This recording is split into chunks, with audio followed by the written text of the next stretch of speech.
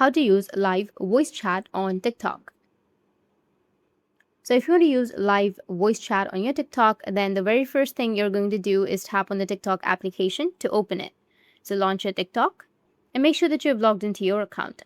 Now, once you've logged into your account, what you need to do is the next thing is you need to go with the plus button, which will be in the bottom of your screen, which will open up your camera.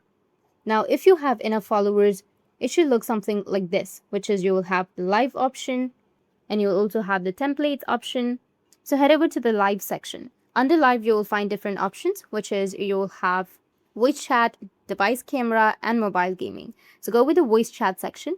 Once you're in your voice chat, adjust, like add some description, go with your settings and adjust the settings. And once done, you can tap on go live. Tap on the go live button and your live stream will start. And once your countdown timer is off, you should be able to go on live TikTok with voice chat. That's it. And if you have any questions, feel free to comment below. Thanks for watching.